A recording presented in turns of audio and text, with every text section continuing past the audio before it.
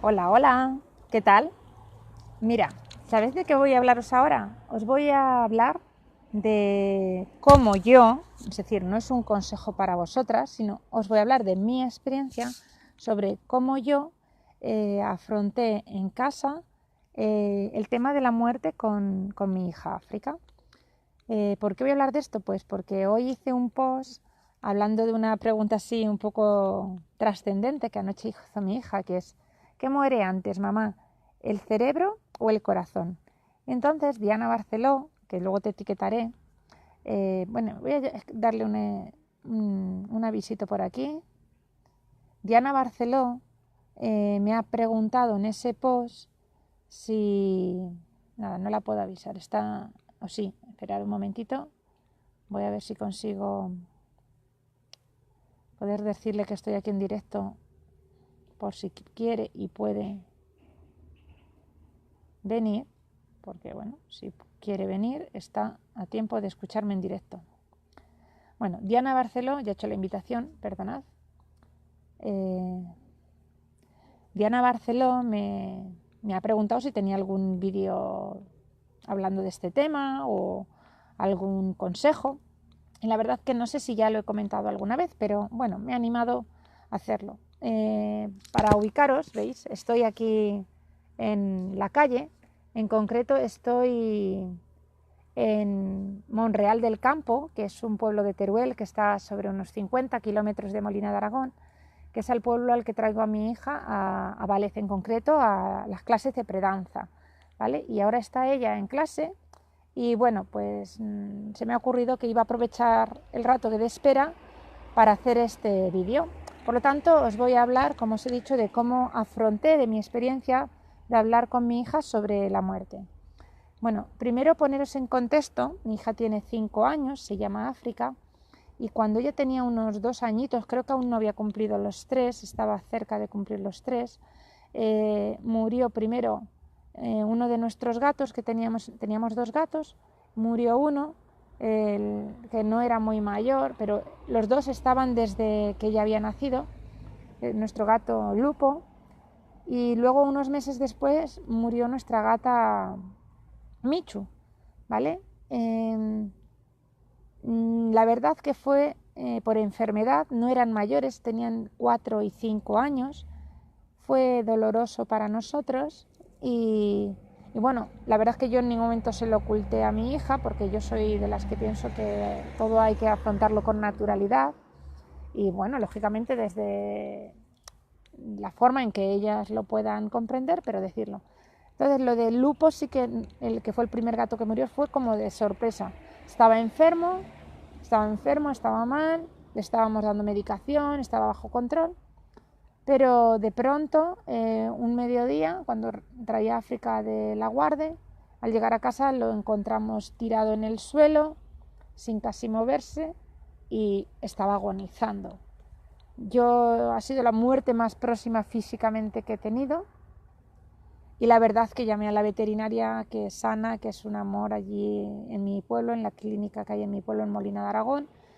Me dijo que venía por él, o sea, que claro que estaba agonizando efectivamente, y vino, fue muy amable, vino a casa a por él, nos despedimos, hasta vino mi marido, salió un poquitín antes del trabajo, vino, nos despedimos del gato, África también, yo le dije, ven cariño, despídete del gato, pero fue todo como muy precipitado, no afrontamos bien ese momento de despedida. Pues Ana se lo llevó, le pusieron una inyección para que no sufriese más y luego un amigo nuestro, pues no voy a decir nombres ni lugar, pero lo enterró en el campo.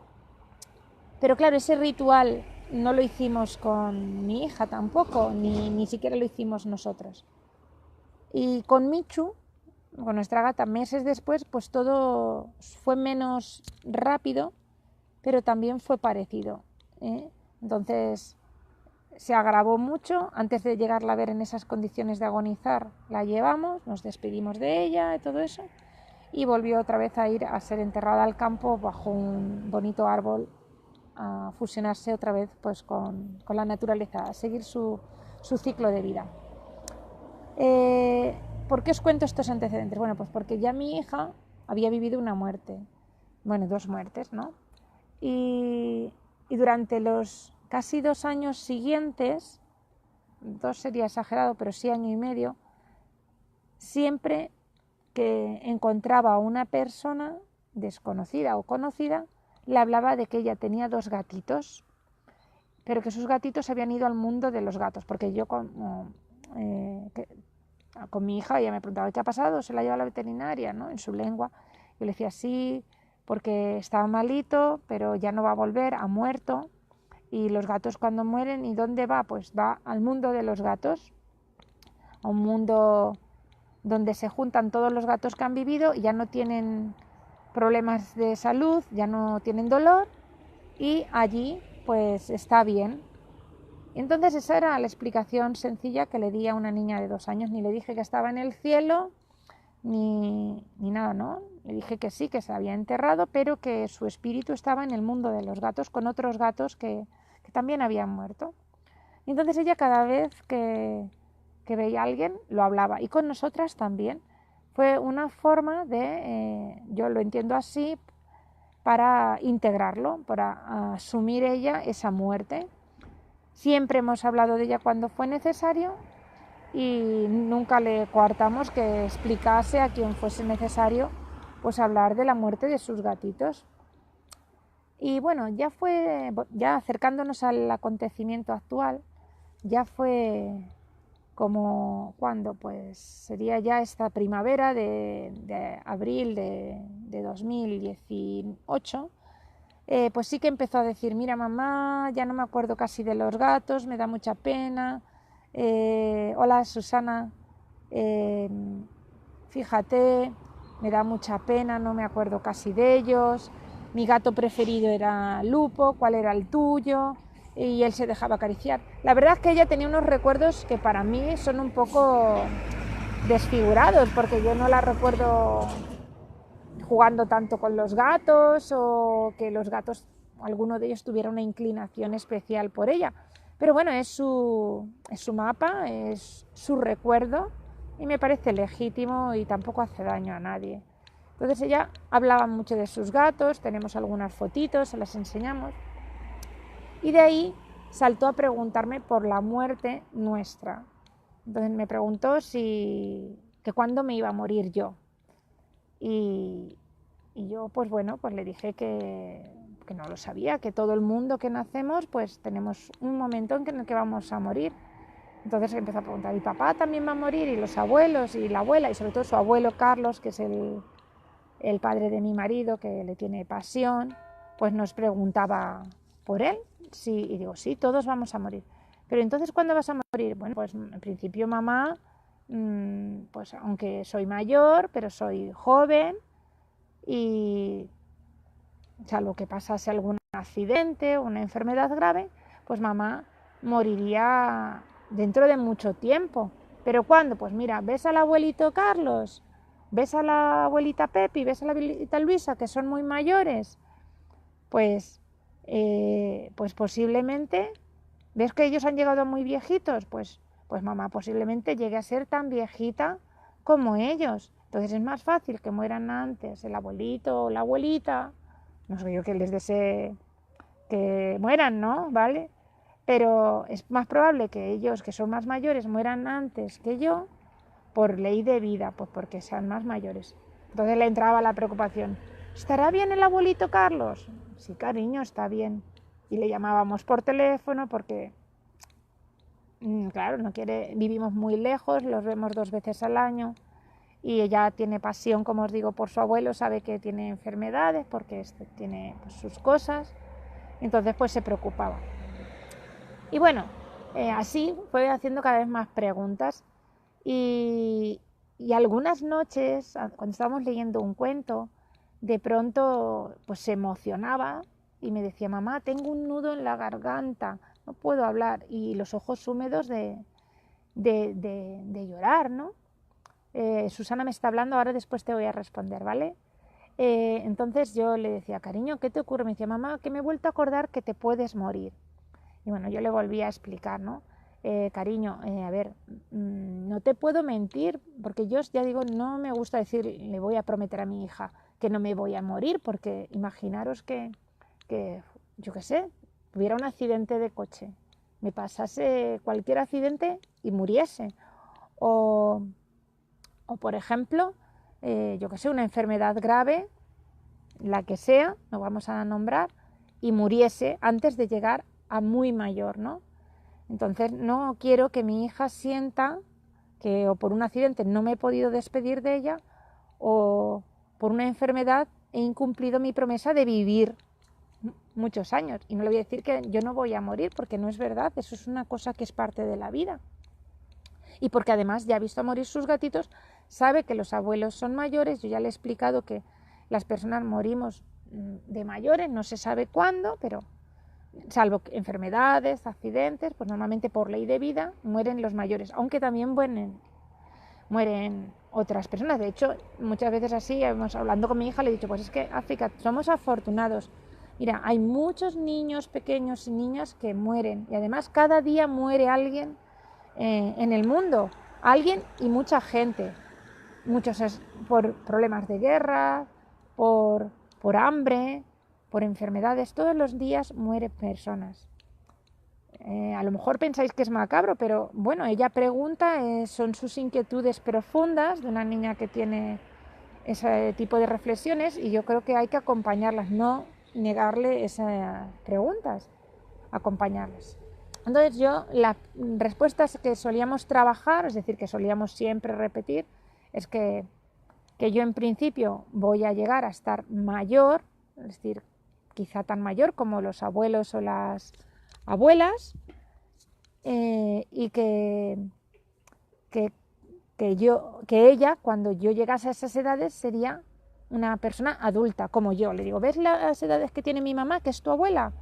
Pues mira cuántos años tengo. Pues posiblemente tú, cuando yo sea muy abuelita, tú ya serás como yo, y aunque yo muriese, tú ya serías una persona adulta, que tendrías tu vida, serías autónoma, estarías con más personas, no estarías sola, podrías valerte por ti misma. Y bueno, pues eso es un poco lo que le trataba de dar confianza de que... Y luego también le decía, pues bueno, si yo no estoy, pues estará papá. Claro, ahí ya viene la otra pregunta. ¿Y si muere papá también? ¿Y si mueren los abuelos? ¿Y si me quedo sola? Bueno, pues estaría en la familia. Siempre va a haber alguien de la familia con la que vas a poder estar si ocurriera todo eso, pero no es lo más probable. Pues bueno, así fueron muchas, ¿no? Veces en las que ella me preguntaba, hablábamos, yo le daba confianza, le decía que lo importante siempre era disfrutar del momento, porque es lo único que realmente tenemos, que el presente es lo más bonito, que era el momento de ahora, que estábamos juntas, nos abrazábamos, nos queríamos, jugábamos y bueno, y también discutíamos lo que tocaba en cada momento, pero que era lo que teníamos.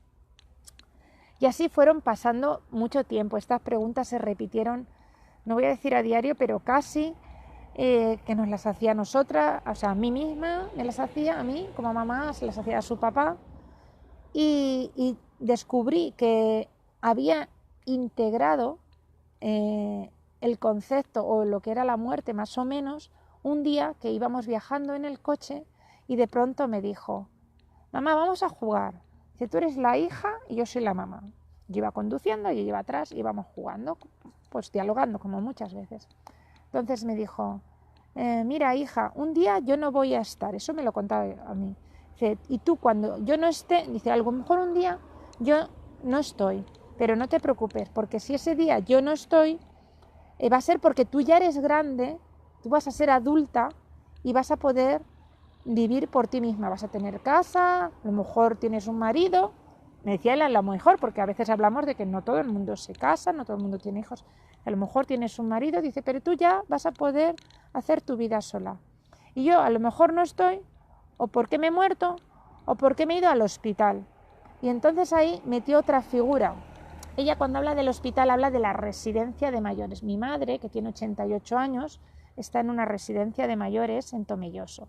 Y cuando vamos a verla, pues vamos allí porque es donde ella está, donde ella vive realmente. Y entonces pasamos allí bastante rato, pues acompañándola cuando vamos allá de Tomelloso.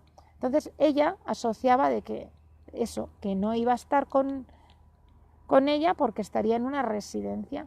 Y ese fue el juego que hicimos durante varios días, en el que ella me decía que yo como hija iba a estar sola, pero que yo ya sería mayor y que siempre me tendría. Y además me decía que allá donde estuviese íbamos a estar juntas porque ella iba a estar en mi corazón. Porque eso también se lo decía yo, eso se me olvidó decirlo, que yo siempre decía que aunque las personas mueran, desaparezcan físicamente de nuestro alrededor, siempre quedan en nuestro corazón. Siempre estamos unidas por el amor que hemos tenido y sentido. Y bueno, pues así es como lo hemos ido trabajando. ¿Sigue hablando de la muerte? Sí, como veis, ayer preguntó qué moría antes, si el cerebro o el corazón. A veces todavía se emociona si tiene el recuerdo de que me puede perder, de que puedo yo morir. Y me dice, mamá, yo no quiero que mueras. Y yo le digo, hija, inicialmente no voy a morir, no tiene por qué ocurrir eso. Mamá está bien de salud, mamá se cuida, es cuidadosa. Y entonces eso ahora mismo no lo sabemos. Tenemos que seguir viviendo el momento y disfrutando. Y ahí está, ¿vale?